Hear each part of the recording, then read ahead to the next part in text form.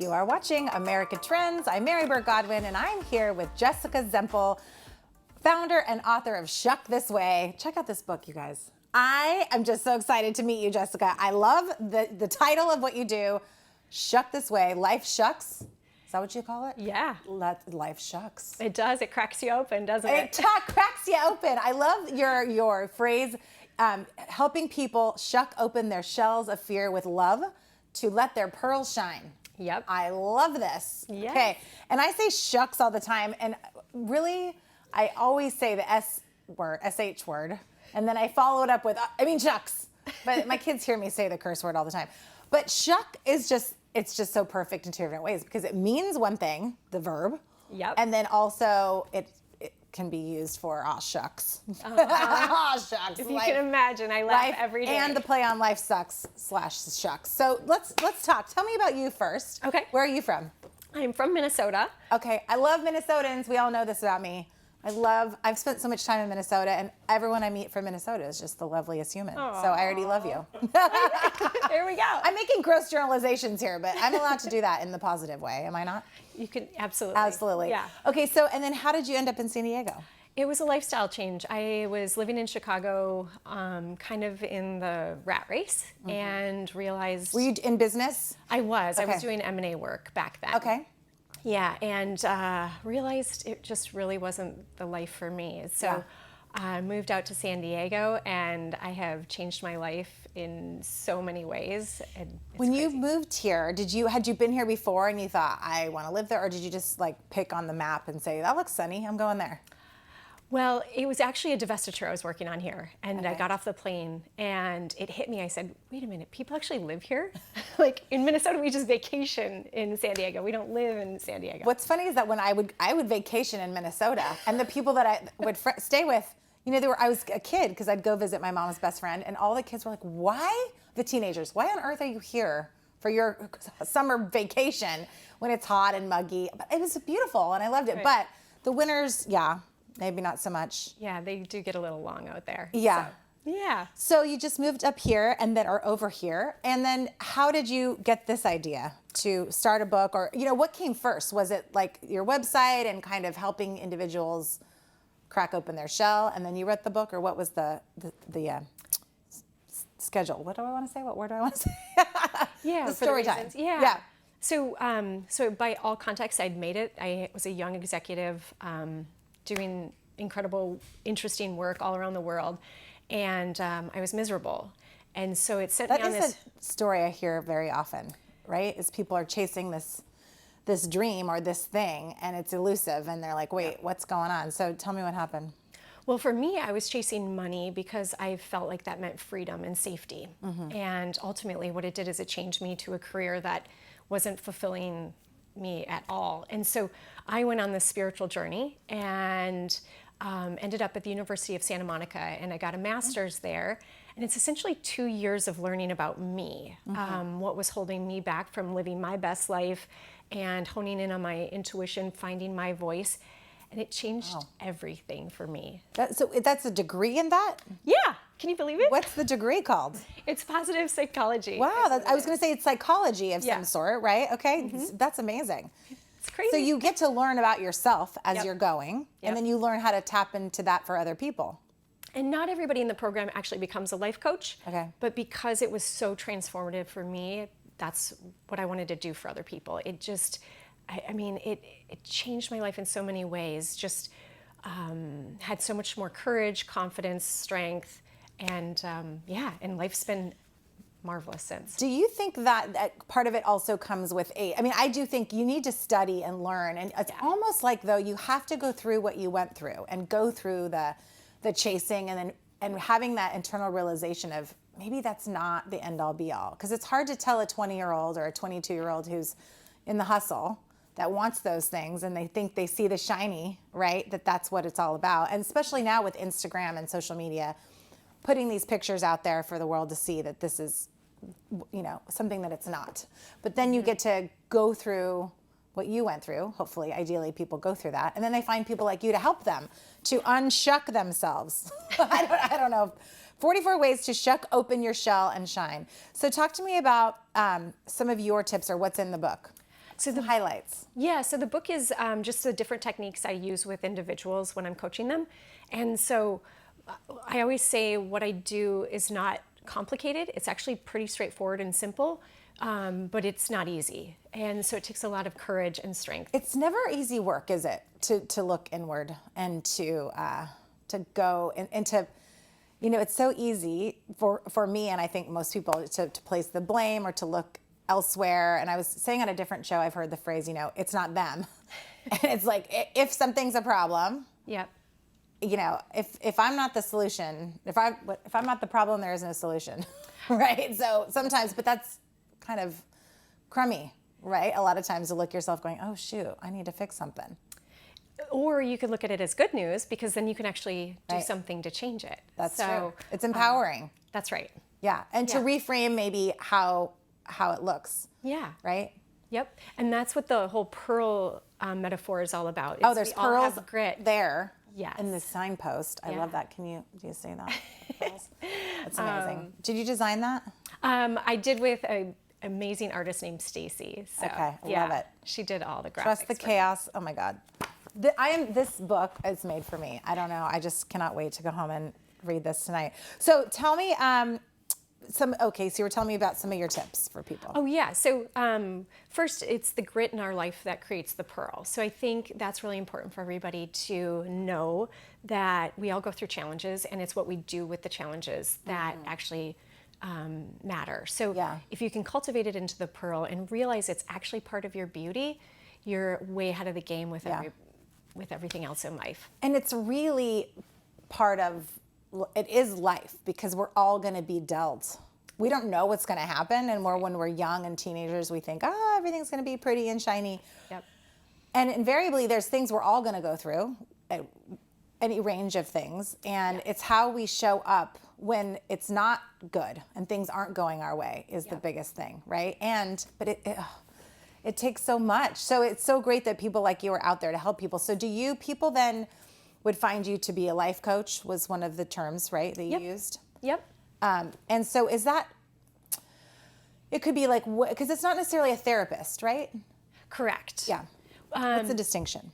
So the overgeneralizations are: therapy really looks at the past and heals the past. Life coaching looks at the future and creates the future. And so with my training and education, I actually do both. I bring in some of the stuff from the past only to accelerate them in creating the life that they want to live. So You kind of need to know that, right? The backstory. Yes. Yeah.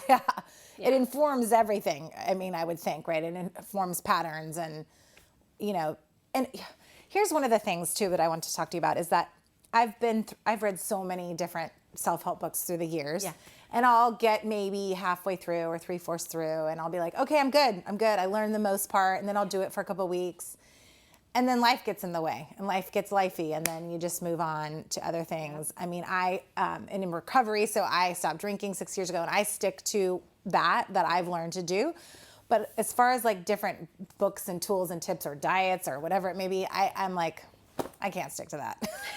So what are some of your tools for people to really get it, so it's not just like a one-off, it's like a life-changing thing? gosh, there's so many. Some of the easier ones to start with would be journaling. And there's different types of journaling that can help you. So you can track your patterns, so you can see where your upsets are coming from, and then you can watch Like them your triggers, change. right? Is that kind of the same thing? Okay. That's right. So if you're standing in the Starbucks line and somebody cuts you off and your reaction is bigger than it should be. Yeah. I could be guilty of that. The freeway, for sure. Or, sure. you know what's the trigger? Is the school pickup for kids. Any mom in the world can know that is the biggest trigger There's a in lot life. of shucking we could do there. Let's shuck the carpool pickup line, shall we? So that's a good thing, though, to notice your triggers and to journal. Yep. And so with that specific example, you could look at, why am I so upset that somebody's cutting me off? Why am I irrationally upset at this person not following the rules? Oh, that would be a good one too. So you dig into that. Because that's what I'm like. There's rules, people. They've been here all year long. Yeah. Why are you better than everyone else to not follow? Look at me. I'm fired up about this topic. Yeah. Jason's reminding me to breathe. Okay, so Okay, we've got so much shucking to be done here. But so the journaling, and I do gratitude lists too in the morning, which is kind of like a form of journaling for me. It's just shorter. I'm not writing full sentences. But I've noticed that helps for me. Yep. Another one is compassionate self-forgiveness. So just really giving yourself permission to be human. We are all making mistakes all the time, and we're all learning and growing. And the worst thing we can do is criticize ourselves and judge ourselves. Yes, Because that I'm so adds to- stupid, right? Exactly. So, so that would be another thing, is just really loving yourself. And Okay, we've got to take a break, Okay. but I want to come back because I've got more shucking. Okay. More shucking to talk about. I can't wait. I love everything about this segment. Everyone at home, stick around. We've got more America Trends and more shucking to be done with Jessica Zemple right after this.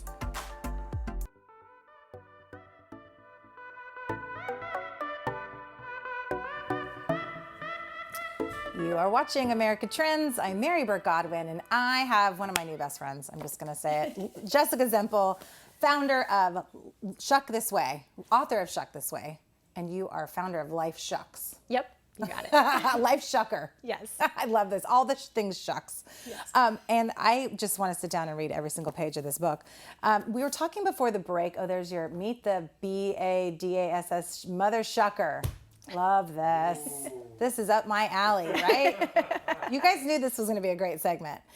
So we were talking before the break about self-love as being one of the tips that people can do to unshuck themselves, or to shuck open their shell of fear, right? And the things that kind of keep us back in life. That's right. And self-love and self-forgiveness, those are really, they seem kind of simple. Like, yeah, of course I love myself, but it's not an easy thing for a lot of people to do, or to forgive themselves. Yeah. For, if I happen to raise my voice at my kids, or something happens where I think, it was not the best form, that's not who I want to be. But, going through that process to kind of say, maybe that wasn't how I wanted to show up, but I can go make it right and talk to them. And I always try to circle back with them and have a conversation about mom's not perfect. Yeah. And let's talk about this and make it kind of a teachable moment for me and them. But I think it's not an easy thing to do for people. Is that some of the things you help coach people through? Yeah, it is really hard, because we all want to show up as our best, I think. And when we do make mistakes, or what we deem as mistakes, it's hard to own it. And so that I you're love what going you back. said there, what we deem as mistakes. Because sometimes it's really not even that big of a deal. Well, and everything we do is actually out of positive intention. So even some of the things that are less desirable, and I'm not condoning any terrible behavior, but even the worst things you can think of in society, behind that is somebody's positive intention. This is so key to so many things I think about in relationships. Yeah. It's when people, let's say two coworkers are working on something together and someone doesn't do something. We actually just talked about this in a segment yesterday. It's like, maybe they didn't get their work done, but it's because they're taking care of their parent that's sick, and they had an intention, or they did something, but they didn't mean to do it in a mean way. That's right. It's just whatever's going on with them. So giving people space and grace for other people and yourself, right? 100%. Because we see the world through our own eyes and our own filters and our experiences. And so we assume everybody else is going to make the same choices we will. And then there becomes a gap, and in that gap is where the disappointment and disagreements occur. But if you can actually step into their shoes, be empathic, get curious. I wonder why they didn't do what they were supposed to do. Let's ask rather than... Ask the question. Yes. Have a conversation. Absolutely. And, there's the old phrase about what happens when you assume, and it's the dumbest thing, but it's so true. And I say it as an adult all the time. Yeah. And I say it, like as out of you and me. And it's so true, because whenever I catch myself doing something and I think, oh, I assumed this, and then I realize, no, I shouldn't be assuming anything. I learned that in 4th grade or whatever grade. Whatever grade you're allowed to say ASS. I don't know what that is. But, so I want to talk about something that you talked about, which is moving away from busyness to balance. Yes. Do you talk about that in this book, or is that on your website? A little bit. Okay. More it's in my teachings, like the workshops and seminars I do. And when I read that, it's because it's so moving away from busyness to what is it? To balance. And balance is like such a key kind of buzzword these days, Yeah. right? And as a working single mom, I sometimes think, yeah, that's just not going to happen. It's just not happening. Yeah. But, is it a way of like reframing what balance even means and kind of giving ourselves grace? Or talk to me a little bit about how we can reframe that. I think that's the perfect place to start. So one, really taking an assessment of your day, your week, your month. How are you using your time? So I always talk about energy as like a currency. So we have so many units of energy to use in a given day. And how are we going to spend them? And some things will fill our energy and lift us up, and other things will drain us a little bit, like the pickup line at school might drain you a little bit, but you have to do it. Yeah. Or maybe only a couple days a week, thank God. But yeah. Thankfully, yeah. Thank you to those others helping. Exactly. Thank you to the carpoolers. Yes. Yes. But and so really assessing how you're using your energy, and then getting very clear on what is important to you, because there are so many little things that you can cut out in the middle of the day that you can refocus that energy and use it where it matters. The other thing I talk about is using your best energy for your most important things. So if you want to write a book and your best thinking is in the morning, use that time for you rather than paying the bills or Other than my else. job. Sorry, guys. But I have some time in the morning where I am just like perky, I'm good, my brain's on all cylinders, and then by about 11-ish, I think I'm done. And then it's hard to get it back. And so maybe then at nighttime I have another peak couple hours, but I do try to sit down and bang out the big chunks of things that I need that take brain power in that time, because then it's done. Yeah. At 2 p.m, forget about it. That's sleep time. Exactly. So know when your strengths are and use those times. And then also there's so many things that we waste energy on that we don't need to. So worrying, regret, all of that. Okay. So going back to the being mad at ourselves for doing things. Yeah. That is taking energy that we don't need to be spending on that, because it's like kind of forgive yourself and let it go. And then it's not serving me. That's, I think, a term I learned in yoga or something, release what's not serving you. And again, it sounds kind of woo-woo and she and all the things, but it works, right? It does. It helps. Do you actually encourage practices like yoga or meditation and those kinds of things in your practice? I do. I think everybody should have like a morning routine. And whatever that is for you, whether you're spiritual or not, that doesn't matter to me as much, but more like, is it going to get your coffee so you can connect with community? Is it calling your favorite friend that day? Movement, I think, is really important as well, because that helps move energy through. And that's what emotion is energy in motion. So if we are supporting ourselves in moving energy through in a healthy way, then it doesn't come out sideways like getting mad at the customer service rep. Or the customer service rep. Yeah, that happens too. God, I have so many things that I want to talk to you about. So tricks for staying through with this type of program, even more specifically when it's COVID time, because I think this is a time when people are kind of coming into their home. And sometimes I don't even want to get out of my pajamas and I just want to be in my house, and not commune with other people. So what are some of the tips there? It could be finding a shuck buddy, is what I like to say, is somebody that you trust. That's what I call a BITCH buddy, but yeah, essentially that's what it is, right? Yeah. Someone you can just be like, that's the right. carpool line. Right. And somebody that you can be human with. They get to see your quote unquote dark side. They get to see your mistakes. And then also somebody you celebrate with. So often I think we're focused on growing and changing and being better. And we forget that we've done a lot of things really, really well already. And if we can focus on that, it'll actually help you propel forward, because now you'll have more evidence of why you're going to be successul with whatever you do. So a shuck buddy can do that. Love that. Yeah, if you've got... Jason's going to be my shuck buddy now. Okay. You're it. Tag, you're it. Thank you. Oh my gosh. Well, Jessica, thank you so much for joining us today. Yes. Where can people buy your book? Amazon, or go to my website, lifeshucker.com. Lifeshucker.com, and social media as well? Lifeshucker, Lifeshucker, at Lifeshucker. Yep. And author of the book, Shuck This Way. Shuck This Way. I love it. It's been so great chatting with you. Thank you so much for having me. Everyone at home, stick around for more America Trends. We have more right after this. And find us on social media at America Trends TV, on Instagram, Twitter, and Facebook. And there is Jessica at lifeshucker.com.